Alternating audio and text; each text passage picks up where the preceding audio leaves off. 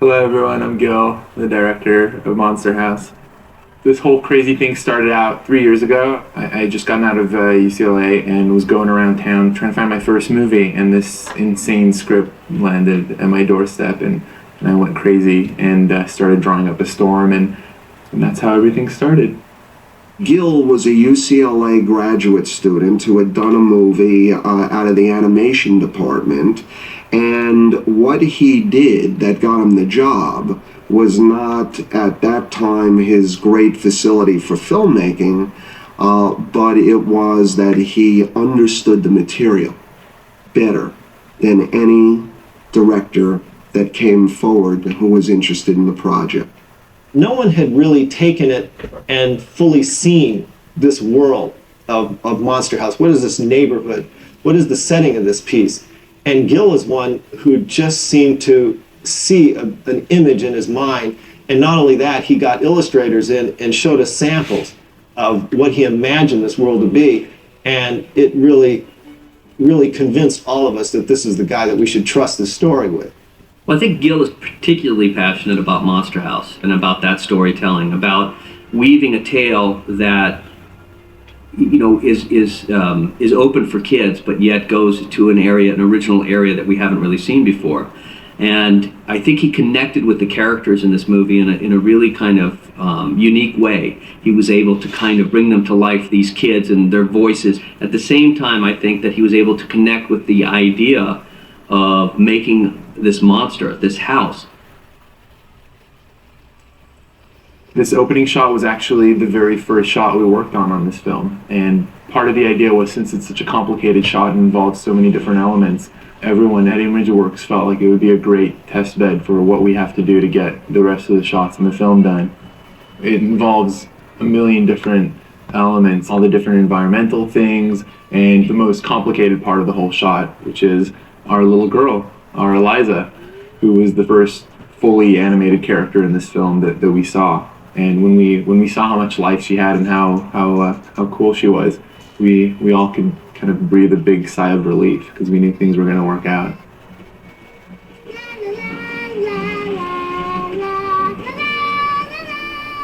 This song actually was something that we came up with right on the day of shooting. She was just going to be riding the bike, and then Douglas and I had an emergency meeting and realized that it would be interesting to give her a song because it would lull the audience into a false sense of security.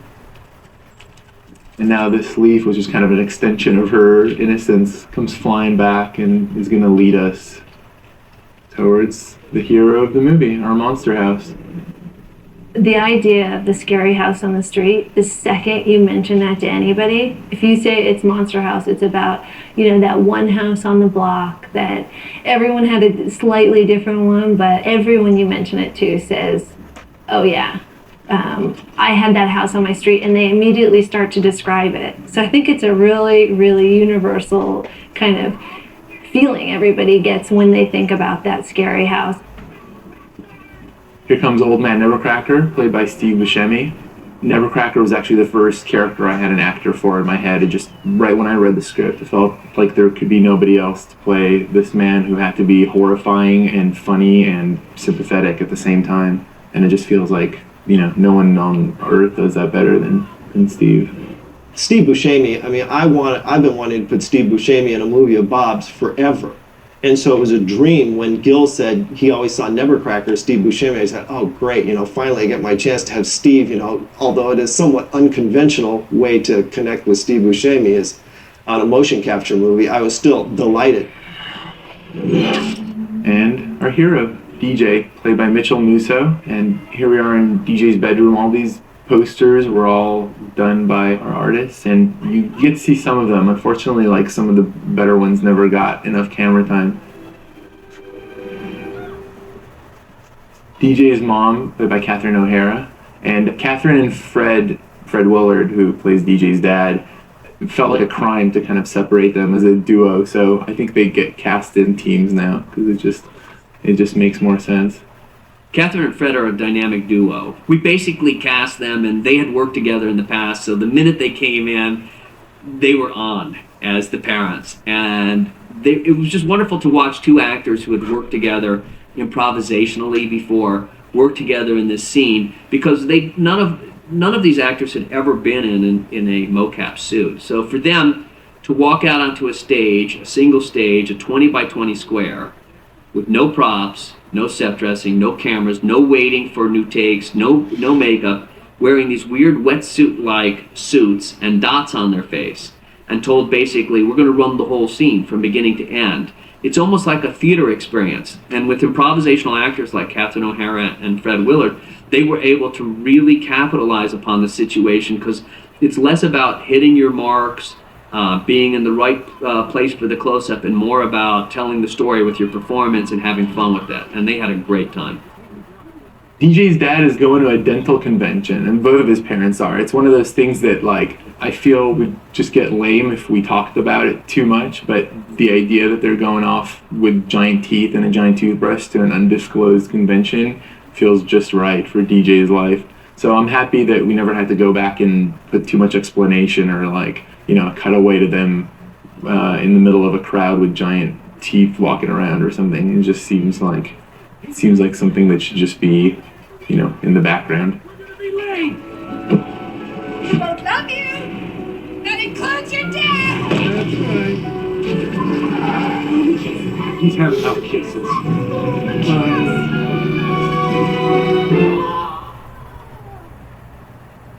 Chowder is played by Sam Lerner, who's part of the great Lerner comedy dynasty of terrific character actors.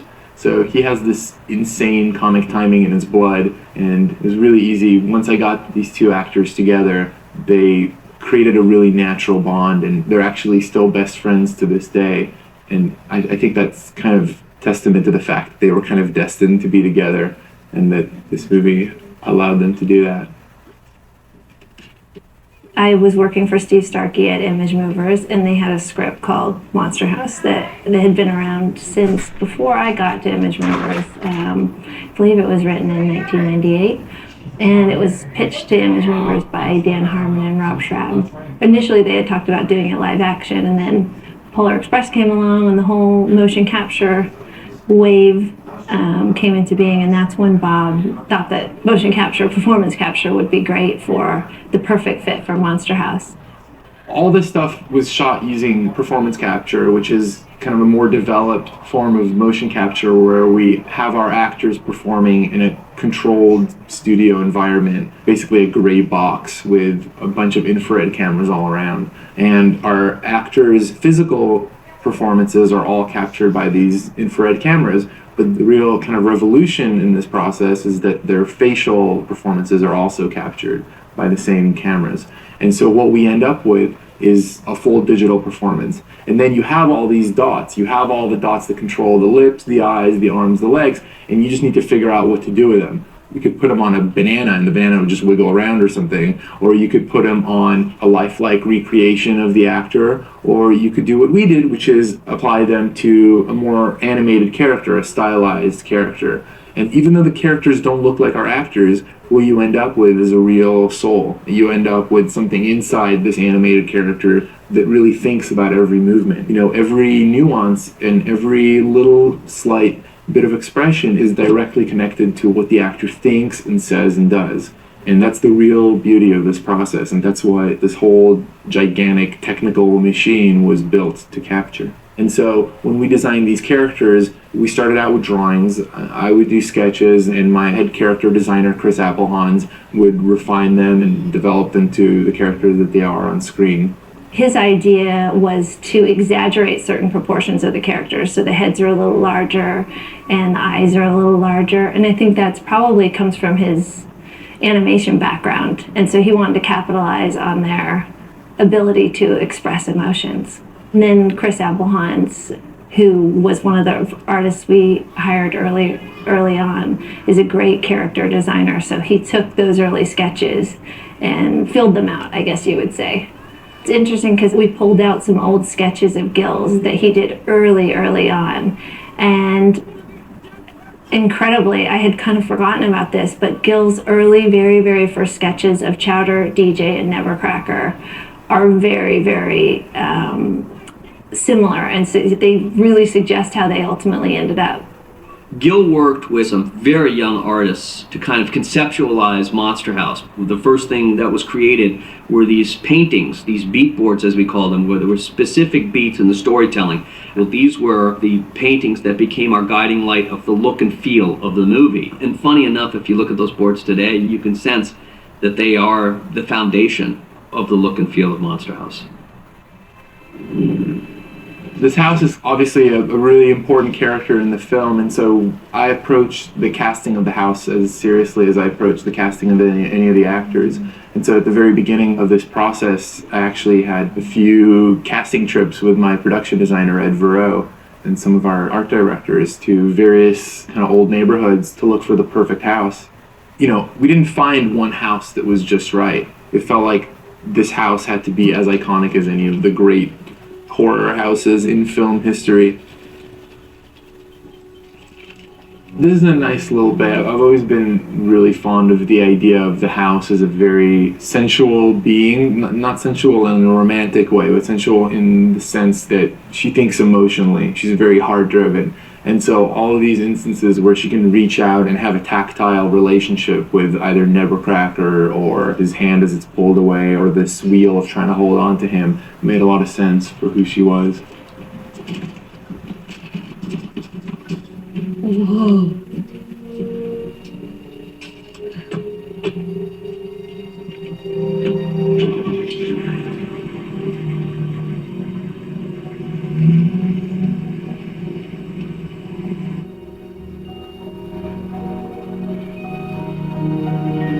No siren. Never a good sign.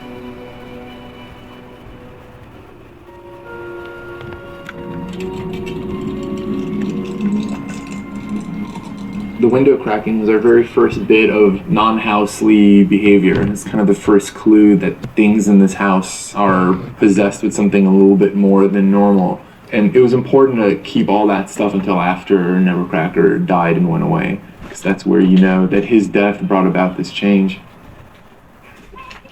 Here comes Elizabeth, aka Z, played by Maggie Gyllenhaal. And Maggie has this amazing voice that just kind of cuts through every room, and she has a really perfect animated presence, actually, because you really need a voice that can stand on its own and inform your perception of who the character is.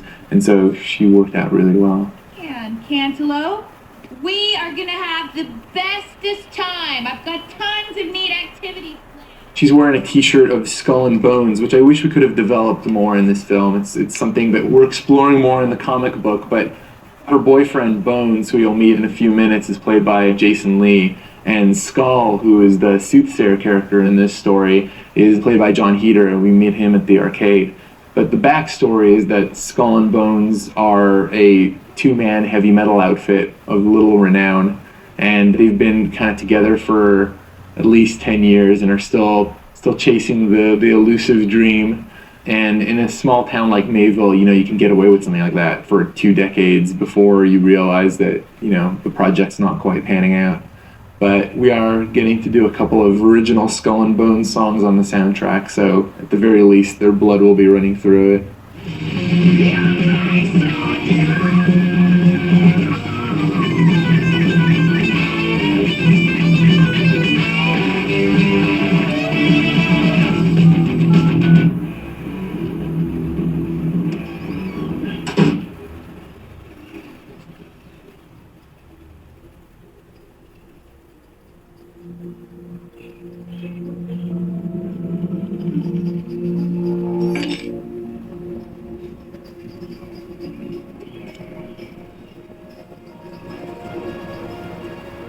So DJ's come back to his room now and he's super bummed out. I think he's had pretty much the worst day that a kid could ever have in their life. And it's not over yet, but he's got a huge burden on his shoulders.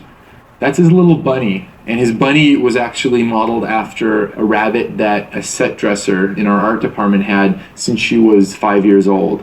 And so I think she had it for at least 30 years. I should say 20 just to be just to be careful. And she brought this thing in and it was amazing. It was pretty much being held together just by Band-Aids that she had put on when she was a kid. Because even when she was a teenager, this thing was falling apart. And so it's just this pathetic, sad little rabbit held together with band-aids, and it just felt like all the love that she had as a kid had been transferred into this thing, and now it was like, it was breathing its last breaths. So it felt like a good thing to put in DJ's room, because he's not done being a kid. He's still got a couple of days left, and this is the last bastion of innocence, this rabbit on his bed. And of course, to have it be so grotesquely violated like it's about to by Bones really sets up DJ's crisis. I talked over the dream, but I think that kind of speaks for itself. I was just looking for the cleanest way to have the house reach out and grab DJ around his shoulders and say, "Look at me." And then the hand, which is a motif that I've been kind of obsessed with since I was a kid, just presented itself as the best way to do that. It's hard to say what kind of training would prepare you best for this world that exists somewhere between animation and live action. In the case of animation, something that Gil had been trained in, and coming to this medium, you have to imagine the environments, which is something he doesn't have a problem with. This person has an imagination that is beyond the bounds of most filmmakers. Speaking of throttling, here comes Bones, America's funny man, Jason Lee. Pretty much the meanest dude around.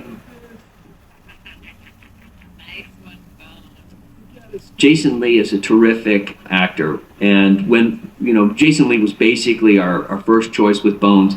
He has this terrific voice and this personality, and he really came in character. It's interesting because it was at a time in his life I think he had just had his baby, and when we did the movie, and he had all of these kind of things going on. But when he got into that suit and walked onto the stage, he was Bones, this kind of teenage, rebellious, surly, dropout type of character. And he played with Maggie Gyllenhaal in their scenes together. And I think there's something really great that comes across from both of them. They were very specific in their delivery of their characters, and yet very original.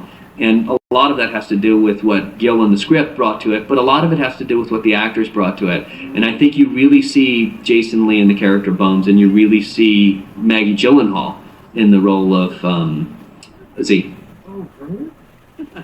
Gil also thinks a little bit off-center. He likes his performers to just be, a little bit different. Yeah, he had a great eye for it. He's young at heart, so he's young, so he's got both going for him. But the kids could relate with him. The kids felt comfortable around him, and I think that's why he was able to get such great performances out of the kids in particular. And so Gil sort of started out with these children in this imaginary space, and kids play in imaginary spaces all the time. And so I think he got quite at ease. And then when the older performers started coming in, whether it was Kathleen Turner or Steve Buscemi, he sort of was in his stride, in his rhythm, and had a command of this new art form that he could bring to these experienced actors. Gil knew how to work with them to get their contributions. He's really good with artists. I think that's also very helpful. He allows the artists to kind of be creative, and yet he manages to put a point of view on that. Gil is very constructive, so someone as an artist can contribute and feel a real warm and safe place to kind of put fresh ideas out there. And he has a willingness and a natural kind of set. He's in touch with himself as an artist. He's able to take those things to the next level. Bones and Z are having a moment on the couch here, and just late in the process, I was able to sneak in a little bit of theremin here. Aren't you the old dude? Oh, really? Z? When I was 10 years old, I had a kite. Awesome kite. And the theremin, I'm really into the way that Douglas used the theremin here, because it starts off as source material on the TV, and then as Bones and Z begin to draw nearer to each other, the music kind of spills out of the TV and begins to play their theme in the soundtrack, in the real movie music. So I think it turned out really cute. DJ's learning about the true origins of Nevercracker's legend. At one point when Bones was telling this story about his kite, we actually went into this very elaborate flashback of young Bones with his kite.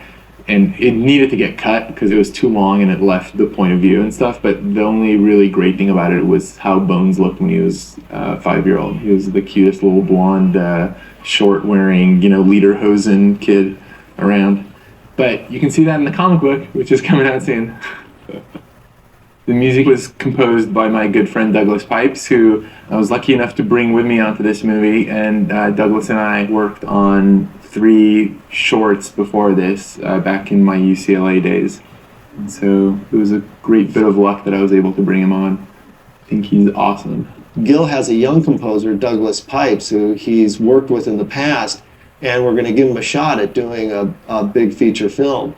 It's somebody who I think Gil feels a strong affinity with, and often directors connect with composers because they seem to get the emotion of the film better than anyone except for possibly the writers or the performers themselves.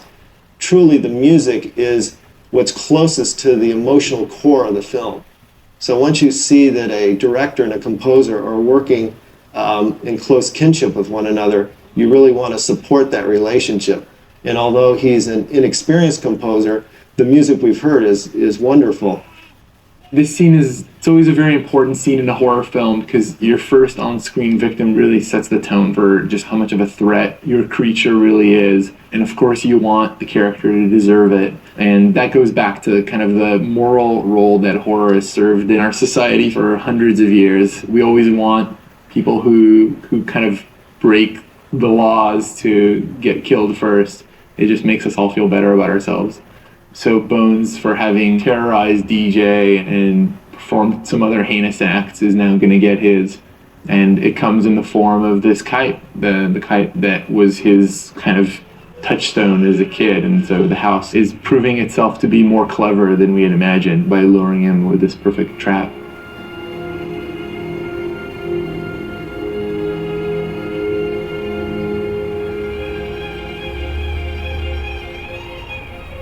We're going to come down now and have a look at the location for our great big battle. This is establishing where DJ and Chowder kind of meet. This is their version of a treehouse, basically. They meet in this old construction site. And my image of it is that this project's taken way too long. It's like 10 years overdue in the construction department, and like these pieces of construction have been sitting there for months, I think. And, something went wrong when the city of Mayville decided to drain the lake and build this huge residential commercial complex. And so it just left this weird, dusty bowl. And so that's how we account for this place being so abandoned. And it just kind of makes sense at the edge of this town to have an abandoned construction site for a project gone awry.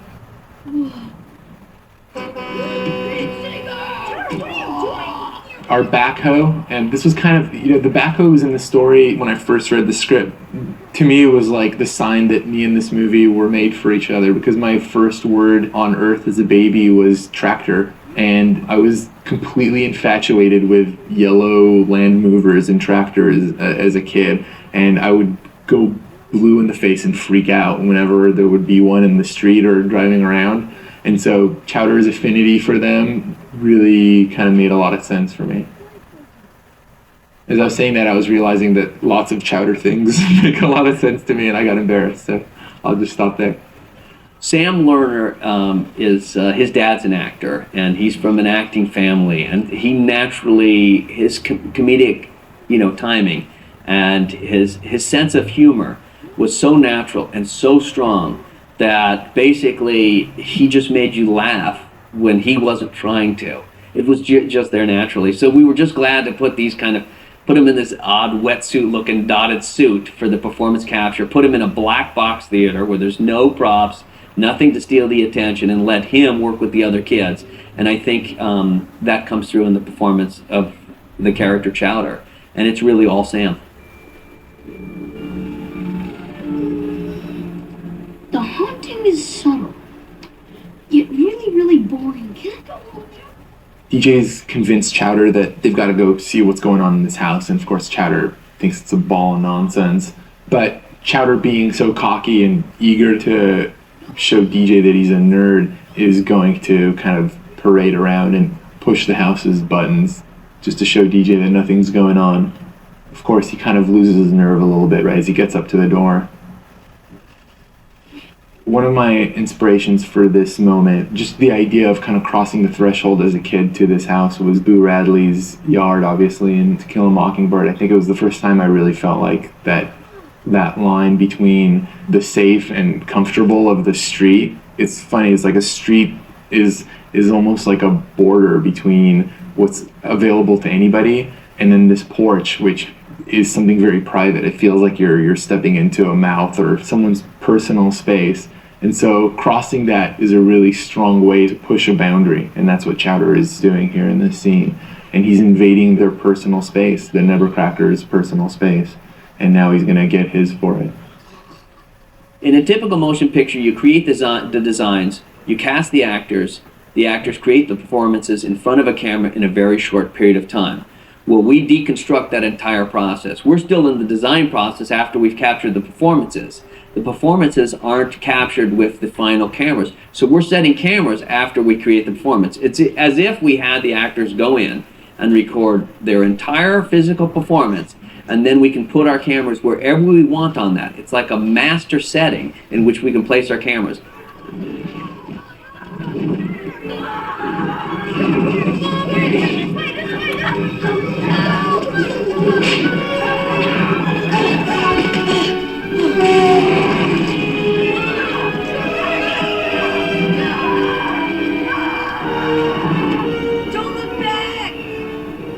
I found that I had a real opportunity, because very often when you read a script or read a book or want to tell a story, there's an image of the character, the pure character, that pops into your head before casting or reality ever kind of peeks its ugly head in.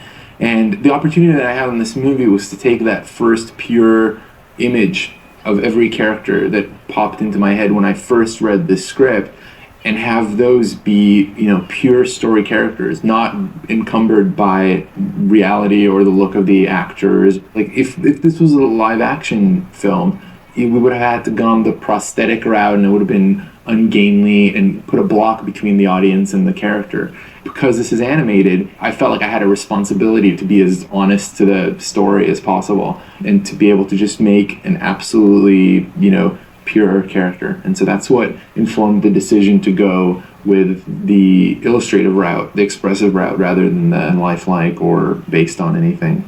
And so once that decision happened, it felt very liberating, because it meant that we didn't have any restriction as to what these characters could look like. They just needed to fit into this story, and they needed to fit into the world seamlessly. And the third component to our trio of unlikely heroes, Jenny. And it's funny, when I was casting the roles for this movie, I would feel like I would get one actor and I would feel pretty good about them, and then I would put them up with a DJ or a Chowder or a Jenny from another group of actors, and the whole thing would come collapsing down. And it wasn't until Spencer came along that the whole thing just totally gelled. Like, when I put Spencer in the room with Mitchell and Sam, there was this instant chemistry that I just kind of looked around and was like, threw my hands up, because it felt like I had arrived at the secret formula. And the boys were always trying to impress her, even behind the set and when we weren't shooting. And she would kind of give them this exact smile and roll her eyes, and she felt like she was 10 years older than them, and wanted to hang out with the grown-ups. It just felt right. It felt like we had found the true characters of our story. In the case of the three kids, I think we met every child actor in America, and met them once. And these poor kids that are in the movie, they all came in more than once, and we mixed and matched them because we were looking for kind of this chemical ignition, and something you could pick up on. You realize in performance capture, you don't actually see the final kid in the movie. You don't see the actor in the movie. You see their performance. So that performance has to come through. Now let me multiply that exponentially by suggesting now we have to put two of them in a room and see the chemistry of their performance come through in characters that aren't their themselves. They're animated versions of themselves. So finding that chemistry and creating that chemistry, we went through and met with most of the young kid actors in America, and we happened upon these three kids. And this is a testament to Gil, because he was able to get these kids to open up and be themselves, and for their personalities to really kind of laser through even all of this technology that we apply to create these characters, that I think what you're seeing on screen is truly their personality and their performance. And we were lucky enough to find actors that just chemically ignited together. Casting the kids was very challenging because they were right at that age where you need all three of them to be kind of in the same place, and 11 and 12-year-olds are very different from one to another. One 12-year-old seems 14, the next 12-year-old seems 9. So that was a big challenge.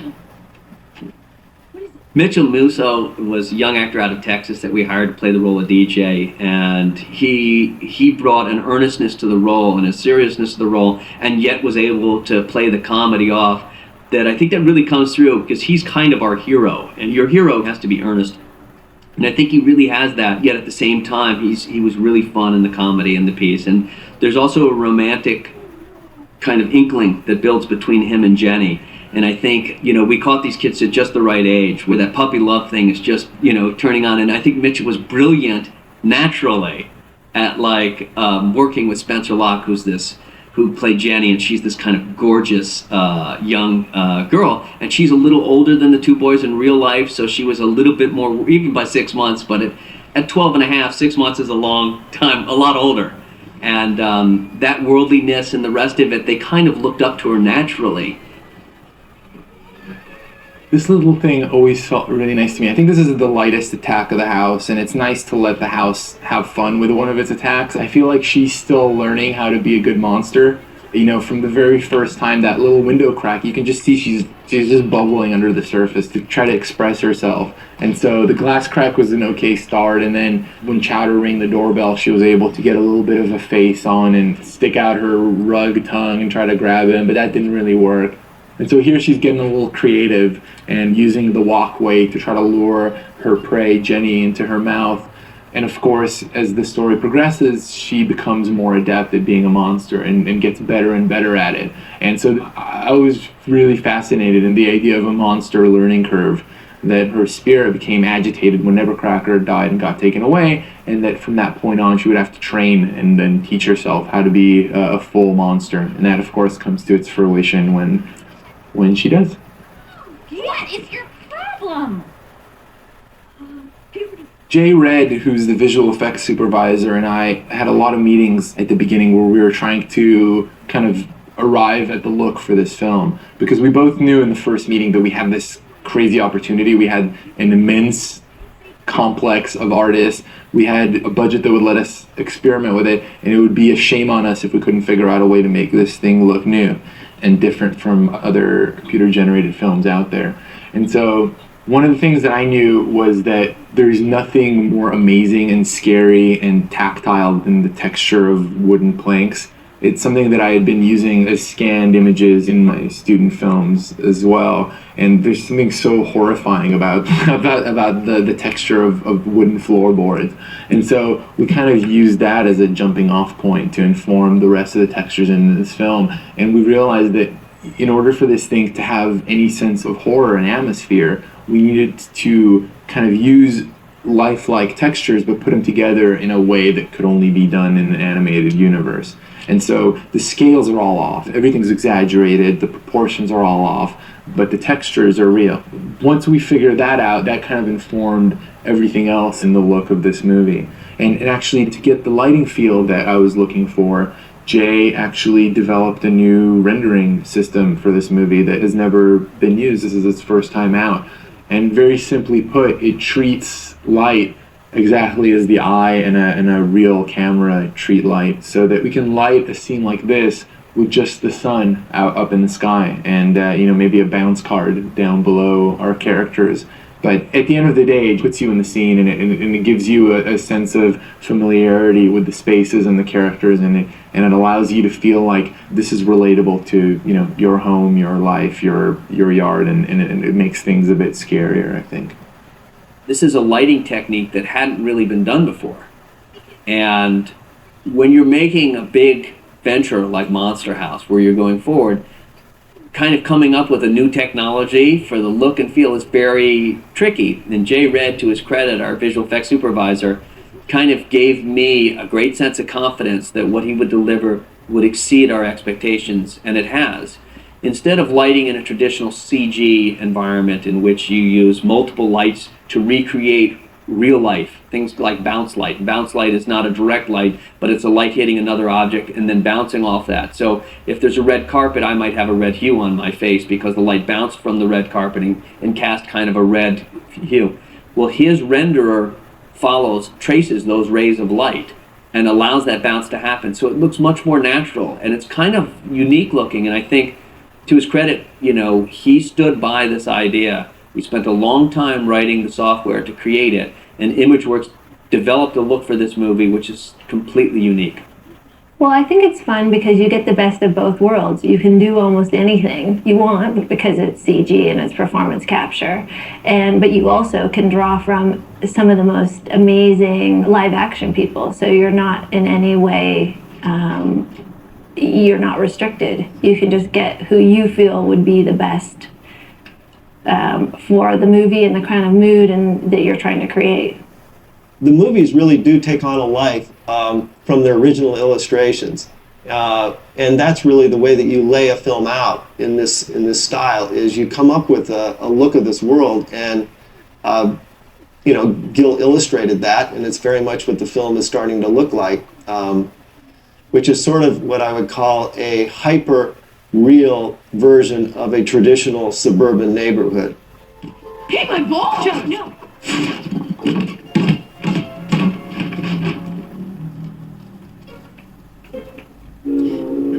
It's gonna be a bloodbath. Good news, the cops are here. All right, kids, this better be good. So our cops, played by Kevin James and Nick Cannon, and that was another kind of moment where I allowed chemistry to just do its thing. These cops were actually written very differently on the page, and when Nick and Kevin showed up, they had this very nice balance between them of Kevin James being kind of the seasoned comedian and Nick Cannon being this fresh punk. And so we really allowed what they did on set to kind of shape who these characters were. And so it was nice to have that process of discovery happen over, an hour and get who you're seeing on screen now. What we discovered on Monster House is that most of the performance is really taking place in the one small volume, because a small volume enables you to get a much more specific performance on the face, and that's really where everything comes from. So we abandoned the large volume because that only gave you body capture, and we decided that you can stage most scenes in a small volume. The volume is the space the actors need to stay within in order to be captured. I think the challenge with the performance capture space is if you have a scene that covers a lot of ground, because you can only capture a 20 by 20 space. Our volume was pretty big. I felt like the only parts where it became a nuisance was for the house chase, where we had to just, do ad nauseum run-throughs the same exact patch of land. But Ed and Norm and Greg, the art directors and the production designer, were really good at designing our spaces so that they all kind of fit very intelligently within the shooting space. So it never felt like a burden, really. This whole shoot, the entire mocap shoot part of the production, happened over about 30 days, I think maybe 32 days. So it was very quick. And when you think that with kids, you can only shoot a very limited part of the day, it meant that everything was very coordinated. We knew exactly what we were shooting that day. And then as soon as the kids wrapped, we would bring on some of the adult actors to do scenes where we could get away without having them there. And it turned out that there's not that many scenes in this film without the kids. So it was a real race to the finish. Or not. We'll go to an expert. We're in our pizzeria now, Pizza Freak, and I think everyone of a certain age kind of grew up in a pizza/arcade, and mine was, when we came to Los Angeles, Starkey's Arcade in the Beverly Center, and it was a really iconic place because it's such an elementary combination. You want pizza more than anything in the world when you're that age, and you want to play video games more than anything else in the world. And so you combine the two, and it's a real natural genius concept. And so the idea here with Pizza Freak is that, like many other things in this town, it's a little bit past its prime, and Skull's a little bit past his prime, and this place is kind of dingy. He's the only guy working there, so he should be behind the counter making pizzas. But I really feel like the only reason he took this job, because he could continue very happily living with his grandmother and not paying rent, but the only reason he took this job is because it's the only place in town with a Thou Art Dead machine. And so in many ways this is like a secret agent cover front for his true passion. And in any case, I think he spends most day absorbed into this machine. Okay, Old Man Evercarter's house is possessed, and I need to know how to destroy it before it comes out. The idea for Thou Art Dead kind of came from my love of the games that I played when I was a kid. I mean, it's very much in the world of the kind of Sega Genesis era of side-scrolling games like Altered Beast, but it's also got a lot of Ghosts and Goblins, and it's got some Gauntlet in there for good measure. And one of the things that was the biggest holy crap moment in this whole thing was when I realized that we were actually going to build a working version of the game that was going to be included on all the other little video game things, because it just felt like I'd finally made it. Originally, this character of Skull didn't exist. He was a book, and the book was called The Encyclopedia of Monsters.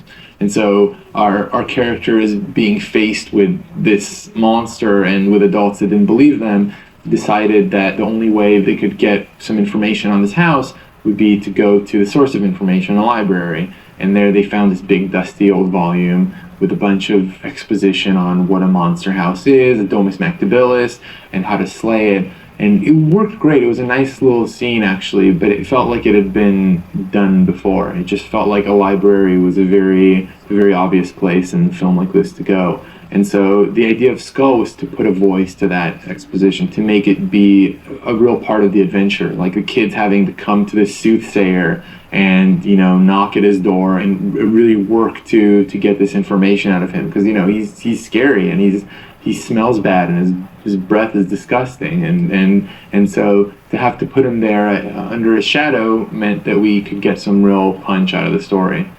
We didn't know who was going to play the role of Skull, and I had seen this movie that had just come out, Napoleon Dynamite, and I thought this guy was the most amazing, funniest character ever seen. And after watching that movie, I said, we have to get this guy. We ended up getting John Heder in the role, and he's a very physical actor, and he's very funny physically as a comedian, and that comes across in the role of Skull.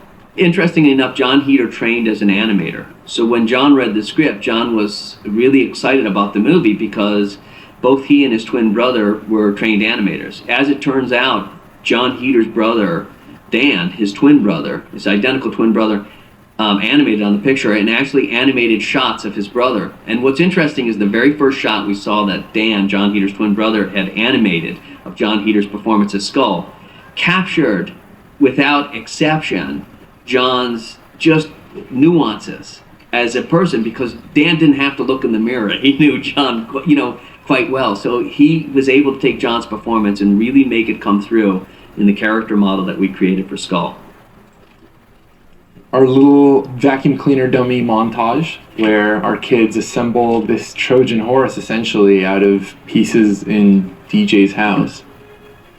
In one of the very first drafts of this film, the dummy wasn't built on a vacuum cleaner. It was actually built up of remote control car feet with some other kind of torso.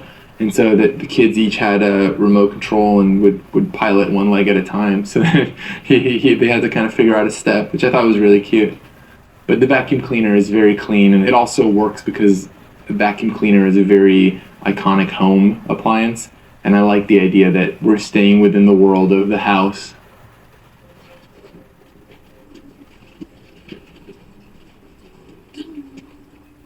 Every set, every piece of object, every prop, every purse, flashlight, water gun, every car had to be built to the extent that a character made contact with it. And so as long as the character was touching something, there had to be a physical representation of it on the set so that their hands wouldn't be moving through a wall when we end up applying their performance to the digital actors. And so that meant that we basically had this kind of amusement park of chicken wire sets and vehicles and toys and stuff. And if you looked at it, it just looks like a bunch of nonsense. But when you take a look at a particular setup and then look at the painting of what the final rendered image would be at the end of the day, it starts to kind of make more sense. And so it was very important for me to have as much artwork as I could around on set with me so that the actors could kind of get a real sense of where they would end up being. And wireframe props are, of course, created because the actors need something to interact with, but it can't be something that would occlude any movement of the actor. So it's really just there for them. It's not ever going to end up in the final cut of the movie. On this one, the prop guys who were doing the wireframe props added weight to the props. The most fun were the squirt guns because they put little weights into the wireframe to make the squirt guns feel a little heavier so that the kids interacted with them in a different way than they would if it was just a light wireframe prop that they could throw around. The Super Soakers, I cried when I didn't get the Rambo Super Soaker bazooka that was available for Hanukkah when I was a kid. It was this huge black mark on my youth, and so to have that in DJ's bedroom was a given. To know that Jenny would use this wrist rocket slingshot, that's easy. I had that. So time and time again, as we went through this story, I was able to draw inspiration constantly from all these things. And so the apple doesn't fall far from the tree in this case. I mean, it's funny because you create a universe, you make a world, and we go to work in that neighborhood every day. It's not like building a house and saying this house probably exists in some corner of our town. It's not. We've built a world. We built a cast of characters. I imagine that when we go home at night, they probably have their own little interactions that are independent of the story that we're telling. So sure. I mean, I think that we've set into play a chain of characters and a world and a being that has its own life. The idea of a monster house obviously here has been exaggerated to get the most personification and the most expression and the most animation into our story. But the concept of a house having a spirit and having a soul in its walls and being a real character is not fantasy. I think that all of us have a real emotional relationship with where we live. And so you just need to think of that and kind of push it to the nth degree, and that's where you end up with the idea of really giving eyes and a door and a tongue and arms to it. And the idea of looking for a face on a house is not new either. I mean, it's something that all kids do. It's a natural human instinct to look for faces and things. We do it in mashed potatoes and we do it in clouds. And, I remember doing it as a very young kid, driving past houses and looking for the two windows and the door that made a face. And so I think we want to attach character to these things. And so Nevercracker's relationship feels like the natural extension of that. In the process of researching this film, I discovered some really interesting old legends. One of them comes out of Russia. It's the story of the Baba Yaga, which is an enchanted house that an old witch lives in the forest. The story goes that within the confines of her yard, this house actually has these giant chicken legs and walks around. It can only stay within the fenced perimeter, but that's a living house. This is a relationship, a witch living inside of her house creature, and the two of them, eat children. And it's actually, that one plays as a morality tale too. It was bad kids would be sent to the forest, to the Baba Yaga, and it would be told to teach kids to eat their borscht or whatever. Something that I was talking about a little bit earlier about the idea of how this monster is kind of getting better at what she does. Here we start to see her getting a little bit more sly and stealthy with her hunt. And so she's gonna be able to affect the roots of this tree, and in a second the branches are gonna come alive. And so we're going to see for the first time, this is a little hint that she's got control over these trees as hands, as arms. And obviously that's going to play a bigger role later on when this mechanism develops, because it plays a really pivotal role in her locomotion when she becomes fully enraged later in the story. I knew I wanted to go for something pretty animated in the end result, so I did work, especially with the kids, on having their physical movement be a little bit more expressive and staccato and kind of silhouette based than they would normally do in a more subdued live action performance. And I'm a big fan of the Muybridge stuff, so I've been studying human movement for a while since I was in school. And so the idea of getting them to have really clean reads with what they do is very important. But it's a weird thing when you're teaching an actor how to move in an animated role. It's an interesting process. And of course, some actors, didn't need any coaching at all. Like you get Kevin James in there, and he's basically a human animation. Everything he does is so clear and comic that you put him in the stage and you shoot him and you end up with animation.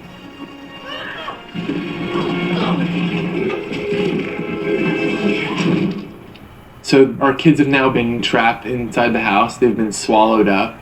And here we begin kind of the tonal shift in the story. Up until now, things were generally pretty light and moved in a much more kind of comic pacing.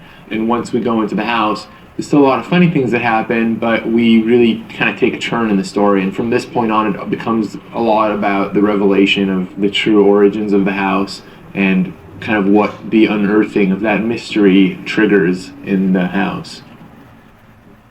The inside of this house, I knew right from the beginning. Actually, it's weird, the original story that Dan and Rob wrote in the original draft that I read, the interior of the house was actually made up of it was like inner space. It was all, red walls, and the uvula was a real uvula. It was like the house was wood on the outside, but on the inside it was all blood and guts and snot and stuff. And for my own explorations with the films I had done before this, I knew that I wanted to try to get that kind of organic life into a real house interior. And so then the puzzle became, how do we get the interior of a house, with wallpaper and wooden floors and doors and such, to have an organic movement. And we had to figure out a way to get these walls to undulate in cadence with the heartbeat of the house. And so it became this whole process where we had to start with sound design with Randy Tom, my sound designer, and his crew up at Skywalker, and they laid down a heartbeat track that then became the guide for the animators, who then went in and started giving us this movement in the walls and on the floors. And so inside the house, I think you really start getting the sense that you're inside of a non-static structure. We wanted to create an environment where the adults really didn't respond to these kids' pleas or suggestions that there's something going on at their house that is supernatural. So the kids were left to their own devices. So they realized that with Halloween around the corner and trick-or-treaters will, shortly going to line up in front of that house, that the neighborhood was in danger. And it was up to them to save the neighborhood. And I think we kind of empowered these three kids, who are kind of our ragtag band of heroes, who reluctantly realize it's up to them to save the neighborhood. And they step into the gauntlet, or into the breach, and they stand on that lawn and they go into that house.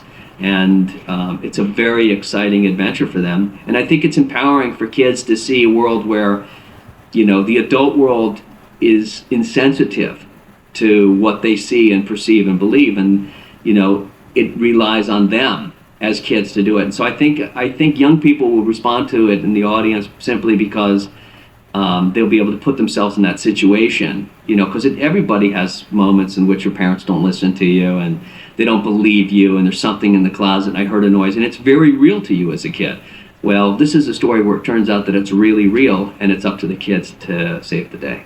It teaches a message that you have to rely on yourself and work with others and that there is nothing that can get in your way that you can't overcome or defeat. So it is a very strong message about self-esteem and empowerment in young children. Here they go to the authority figures. The authority figures don't want to know that they've seen something, and they're dismissed.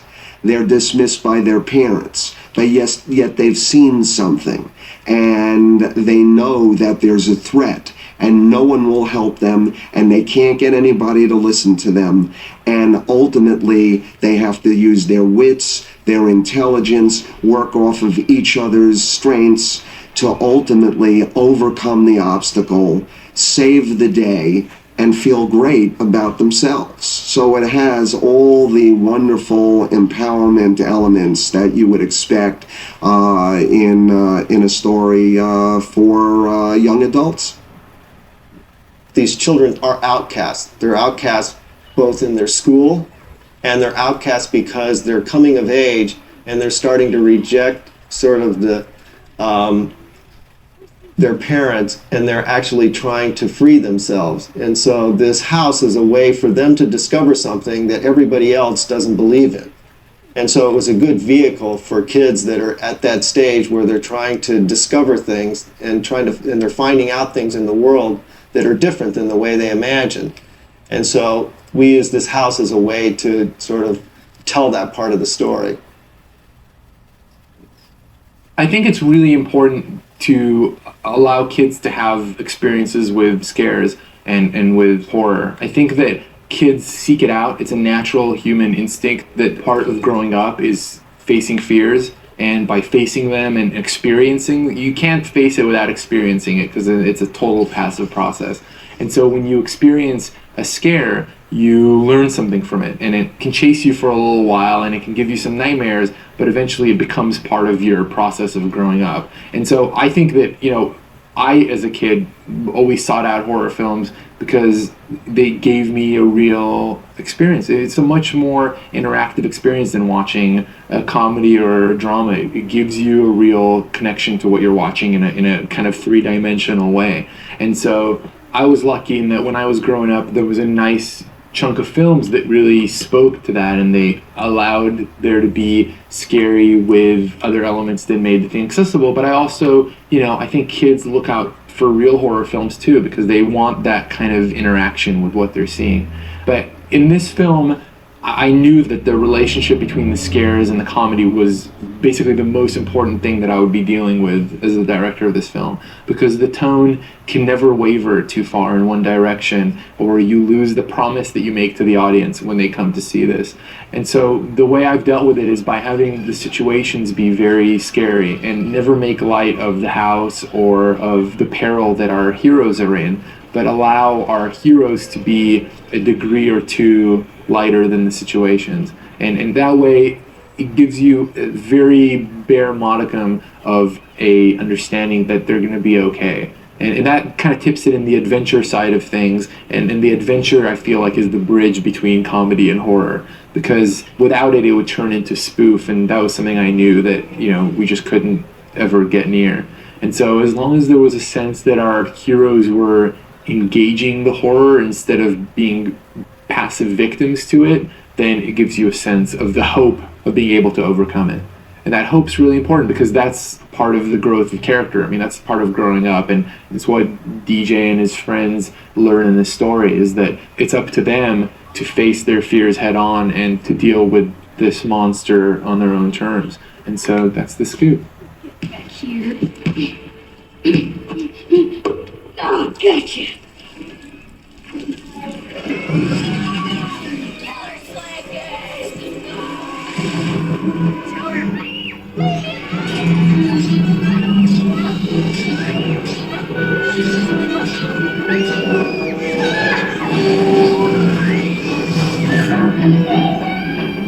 This was fun. This is something that I threw in just to scare people of their basements for the rest of their lives. It was something that was starting to get built up in an earlier draft where DJ had a fear of heights. that ended up being really kind of artificial, so I cut it out of the film. But the fear of heights kind of led him up this weird staircase in an older version of The Nightmare. And so when he came back to this staircase, he had a lot of built-in fear of it. And so it was cool to just get a rickety old staircase, which pretty much everyone's afraid of in some kind of basic level, and then show that you really should be scared of it because it's going to bite your ankles and attack you. So we use a really interesting technology in Monster House in creating the cameras. We actually have a live action cinematographer come in, and he sits at wheels or a Steadicam rig or a handheld rig that he's used to, and he actually films every shot in the movie. And this creates kind of a fingerprint, a human touch. It takes the computeriness out of CG animation and puts it firmly in the hands of the artist. And we did that as a philosophy throughout Monster House, where we tried to say, let's take the best of live action filming, which is the human artist, and let's reapply those artists' performances, whether they're artists who paint, whether they're artists who work at computers or even work at cameras or design clothing or any of that stuff. Let's take those live action filmmaking team and let's put them firmly in a kind of alternate universe of animation. And what resulted, I think, is a really unique, stylized picture that best takes advantage of what live action brings to it. And that artistry, I think, comes through in everything we create in Monster House, whether it's in the designs, in the costumes, in the lighting, or in the performances of our actors.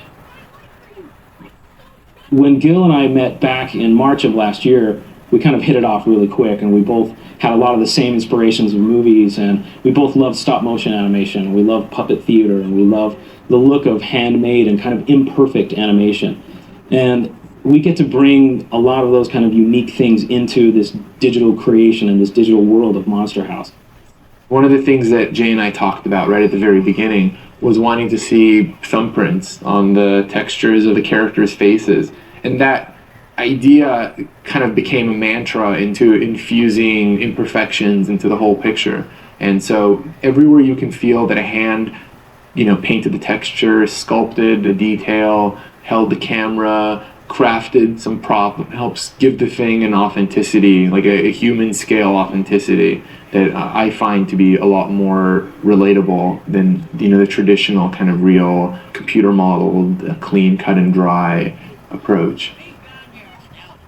The style in the world of Monster House is very unique, and it's actually kind of a dream come true for me because we get to make this movie feel like it was made by hands, handmade. The textures and the color get to feel like you could go to a craft store and buy the wood or buy the cloth.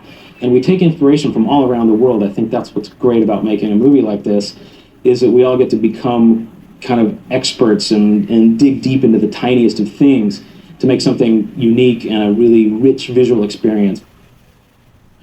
With our lighting here too, we've decided to go pretty dark with this stuff, and a lot of it was just we were able to tell a story that tonally was a lot darker and has horrific moments, so we were able to really kind of push what I think is inherently a real virtue of the animated medium, which is that you can control the atmosphere and the environment absolutely.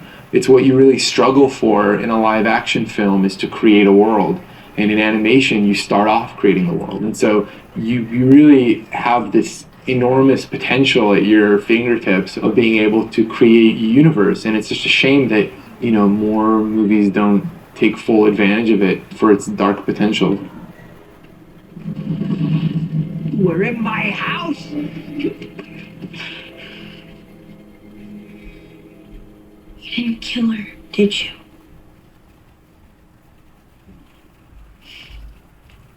I love her so much. Kathleen Turner is an amazing actress, and I loved her from the very first time I saw her and everything that she did. And we were so lucky to get Kathleen to do this, and she's worked with Robert Zemeckis before, so she was game on that level to get involved with us, and she came ready to create this character, and she did an amazing job of bringing kind of the subtle pain that's behind this monster character. So instead of you looking at this in having this kind of single-dimensional monster. What we have is a true, rich character that was always Gil's vision. Yes. Kathleen Turner, who plays the character that inspires this house, or is actually the soul of the house, actually performs part of the movement of this house as well, and created some of the expressions. So you might be able to see a little flavor for if you look carefully in the film.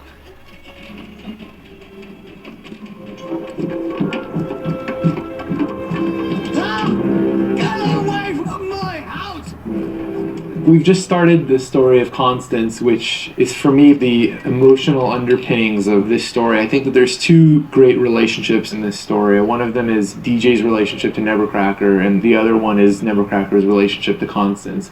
Because that relationship is what makes the house more than just a mindless creature. It's what gives a sense of emotional weight to everything that happens from this point in the story onwards. Instead of just being a bunch of sharp teeth and tree arms, it becomes the soul of this tortured character with, you know, a bunch of sharp teeth and tree arms. But it really changes your relationship with the movie from this point on, because at the very least you're somewhat invested in Nevercracker's history, and his relationship to this house is one of the great tragedies of this story. He's had a wife who, you know, lived a hard life, and he took her away from it and brought her to this house, and there's a real love there between Nevercracker and Constance. And when she died in this tragic accident with a cement mixer, it's this moment of the two of them never having been able to fully live out their dream. This house was still unfinished. And so the reason that he built this house, the reason that her spirit is infused into the walls of this thing, the reason that she is a living house, a monster house, is only because Nevercracker is still there and still loves her and still cares for the house and still finishes it. And it's the way that the two of them can stay together. You know, it's the way that her spirit and his physical being can have intimate contact and a real relationship. And Nevercracker loves his wife more than anything in the world, and that's why he spends 45 years taking care of her and keeping her monstrous instincts suppressed and calmed and under control. He's the caretaker of all that's evil in her character. And when he has his attack and goes off to the hospital, that allows those kind of more nefarious elements in her character to become more pronounced. And so, of course, as he returns, things have kind of spun out of control. And here we see the end result of that as the house uses her tree arms to uproot from her foundation. And it's big for a couple of reasons. I mean, one, obviously, because now there's a giant house rampaging through the neighborhood. But the other reason is that for the first time in this story, you know, up until now, we've had the kind of singular case of having to bring our horror to a static location. Everyone in this story had to come to the house in order to get put in harm's way. And now, because the house has found a way to be mobile, it means that this horror is unleashed on the world. And of course, we know that Halloween's coming up in a few hours, and we've already seen some trick-or-treaters begin to traipse through the neighborhood. So now it means that the neighborhood, and by extension the universe, is in grave peril.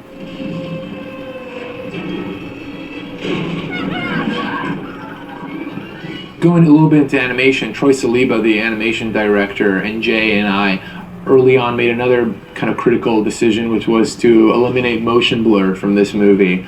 And motion blur is a tool that's used in computer animation to approximate what happens when you move a hand or an object really fast and you can't quite see the poses in between. Now, what stop motion animation, clay animation, or puppet animation does is you do just that. You move the hand a few beats to approximate movement. But since it's captured on frames of film as static objects, there is no blur between these poses. And so what you end up with is a very unique and particular sense of movement, which is all its own. It has an immediacy to it. It has a real kind of presence, and it also, to me, is frankly kind of scary. And I started doing stop motion films when I was a kid, and to me, they were kind of the best way to tell a story without an actor and a big studio and a bunch of sets and stuff that I didn't have. And so my love for stop motion, coupled with my love of the classic monsters that were created using stop motion, you know, starting back from King Kong going all the way through to the Harryhausen films, and Clash of the Titans being one of my big influences as a kid. And so to be able to infuse our creature, our monster in this film with that sense of life and movement and real presence felt just too good to pass up. And so I'm really happy that we got rid of the blur. I think that it's what makes this thing kind of feel like its own.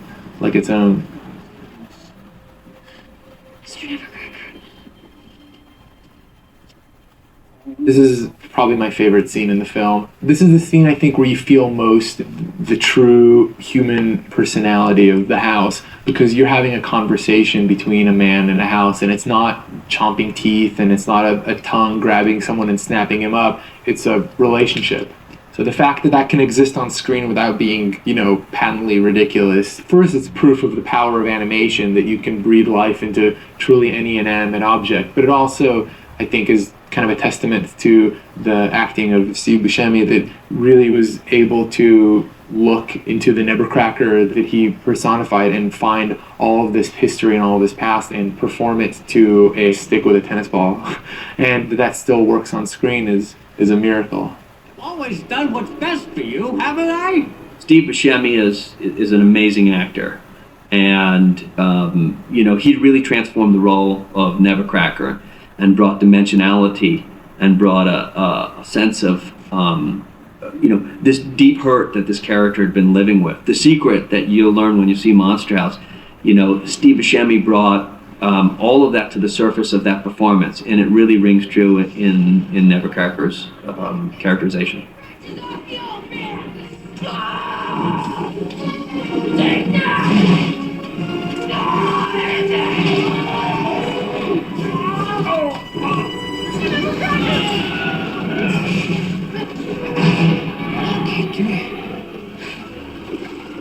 Take this. This dynamite that Nebuchadnezzar is handed to DJ, it's a really pure, heroic device. I mean, it goes right to the core idea of what a hero is when he assumes the sword of truth kind of from the mentor, The mentor obviously being Nebuchadnezzar, who has the wisdom to know that this sword must be used, but doesn't have the physical ability to do it. And so by handing this stick of dynamite to DJ, it does a couple of things. One, it gives DJ the physical wherewithal to dispatch the beast, but it also puts this kind of wind of responsibility in his sails. It lets DJ know that this grown-up believes in him, that he's the only one who could do it. And so it works on a real hero level. Monster House is based on a mythology, and that mythology, which we call in the movie Domus Mactibilis, is the story of about how if a person or an entity passes, and it has to do with them defending their home or their castle, that spirit becomes merged with the bricks, wood, and mortar of that home to create a living, breathing monster. And that monster, there's going to have to be some way that you're going to have to put out the fire in its heart so that you can set that spirit free. Because that's kind of a possession, that's kind of being stuck between the afterworld and the here and now. And so our three heroes, our ragtag team, the team of teenagers who are put in the situation where an adult world doesn't listen to them, they have to figure out what's the mystery of that monster house, what makes it live, and how do you set it free. This probably could have been like a 2.5-hour film. There were just longer scenes, and there was one scene that was really unnecessary but kind of cute, where we learned the origins of Chowder's name. It's one of those things that, like, it's funny to hear, but it's in many ways more interesting to not know why someone with the name of Chowder has that name, because I think it lets people's imagination go wild, and so most of it was stuff of that order. Probably the biggest scene that I had to cut out was the heart of the house, the making it to the furnace. As it stands now, the house frustrates the kids' efforts to get to the fireplace. They have to do it in the battle. And it actually works really great that they weren't able to do it, because as it used to stand, they made it to this fireplace, they pull out their water guns and squirt, and nothing happens because it's water guns versus a giant blazing furnace. And at the end of the day, it's a huge set piece with no resolution. And so it's better to have them try and fail than to have them kind of try and make it to where they were trying to get to and then not be able to really do anything, because then it makes them weak heroes.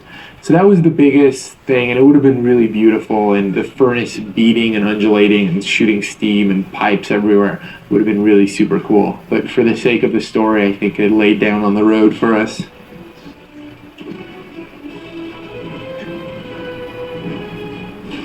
The most challenging thing for me to visualize is how are we going to make this house come to life and actually get up off its foundation without it looking goofy, keeping you in the movie, making it, and it's a scary, incredible moment, like nothing you've ever seen. The film walks right down the line of being just a little scarier than your usual children's film. And so, but I think kids like that, because what it does, it always falls back on a little bit of comedy so they know that they're safe. So we sort of like to push it so they get a little bit of thrills, but at the same time always reminding them that they're safe, because if you look at the three kids that are running around in the movie, they always just barely escape and then always make a joke about it. And so the kids can sort of go up the roller coaster and scream and then come down and feel good at the end.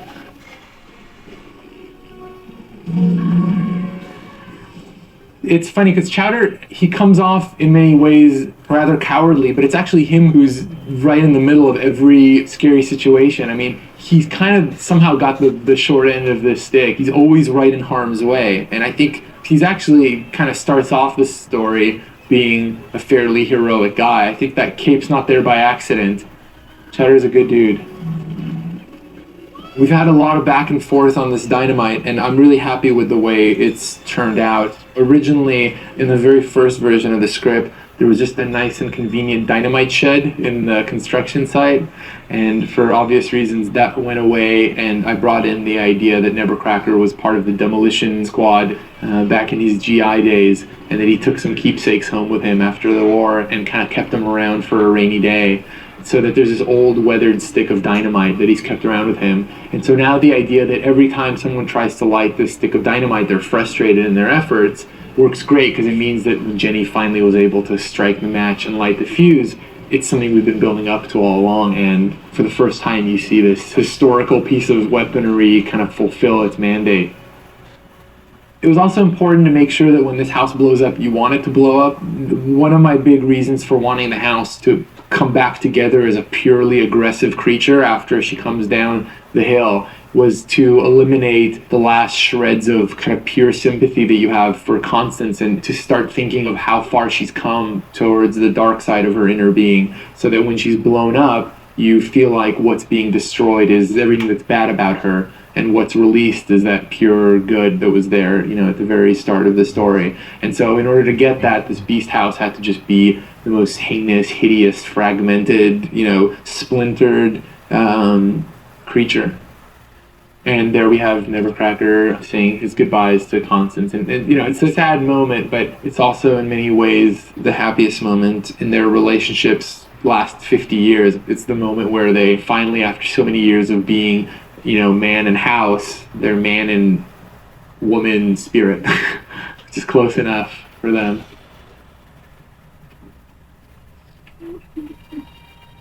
I'm thrilled by what Monster House has taught us about the flexibilities of performance capture and the different levels that you can do it in and the different styles of films. You know, I'm thrilled to see that, unlike what I would call 3D animation that I've seen over the years, where I can't distinguish the look, really, of most of the CG animated films that I've seen, whereas right away, just with our first two films, they're so distinctly different. So I'm so excited to see how well suited it is to tell different stories in different styles. I think now it's going to start waking people up and saying, oh my God, you know, there's all kinds of movies that can be made this way. I love the handcrafted nature of animation and the idea that, you know, it's a double-edged sword. You can either really agonize over every little decision or you can love the idea that things are created specifically and a lot of thought goes into everything you see in that frame. So frame by frame, building this movie, I love that process and the idea that we really thought through each one of these creative decisions, and we hope the audience enjoys what we've done. I think Monster House has something for every member of the family. I mean, it's a fun ride, the humor's great, it's got real scares, thrills and chills, and it's fun for the whole family. 8 to 80, bring your grandparents, they'll like it too. Nevercracker is basically he's a professional toy stealer. As we come into our film, we learn through DJ, who's been keeping surveillance on Nevercracker, that you can't set foot on this guy's lawn without him coming out and taking this toy and screaming bloody murder at you to make damn sure that you're never going to come near his house again. So when we arrive at the basement, we see where all these toys have gone. We see them all sitting there, picking up dust, with their broken edges and dolls with eyes missing and cars with wheels that are deflated, bicycles with bent rims. That's what this basement is made of. And so you've got this infinite realm of toys that all it's almost like a museum of toys. It's this who's who, where you can follow the history of the American toy through the amount of years that Nevercracker has lived in this house and has been going after the kids of the neighborhood. Of course, our famous dental convention, they're back. I think at some point I had a phone call where mom and dad called back, and I did have a giant tooth walking around in the background, so it was a shame to lose that, but I feel like just getting that big giant toothbrush in there without any explanation was my consolation. That's it! Dirty pirates! Animation played a big role in this film. I mean, I think there are many animators who really serve to wring every ounce of life out of our performances and make this thing really pop and expressive and animated, because you still need an interpreter. You still need someone to really take it, all the way home. And so the animators were very important to this film. We're definitely too old for trick-or-treating. Oh, yeah. I think Monster House, well, you've already seen it because this is the DVD, and you wouldn't be buying the DVD if you didn't see the movie. So I think that this movie just delivers a powerful cinematic experience, a fun roller coaster ride, visually beyond anything that anybody's seen, and we have used this medium to push it into an area that it has traditionally and historically not been used in, which is a scary movie for kids. So I think we have all the chills and all the thrills and all the humor and all the fun with characters that we can identify with who ultimately triumph over evil in the end. So I think it just has everything you could possibly want in a movie.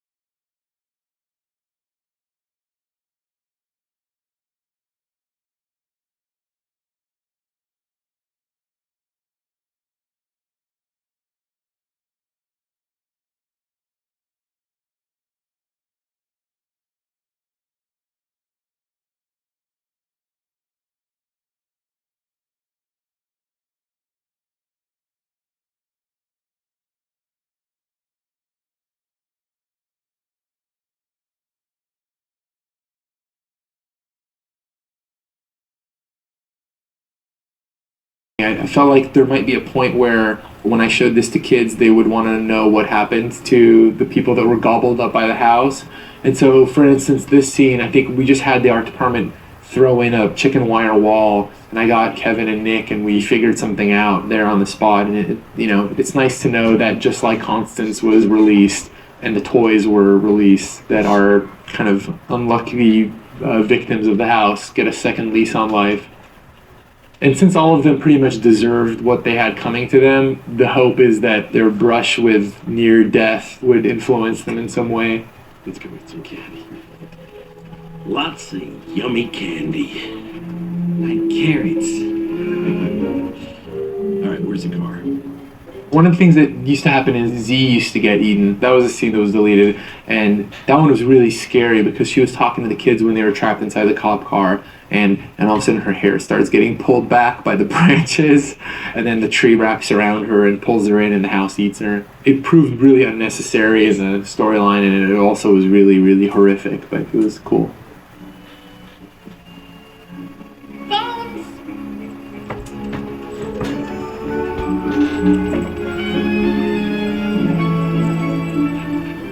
Oh, that's my dog. That's my dog, Kevin, everyone. Say hi to Kevin. Kevin gets eaten. That's it. Thank you.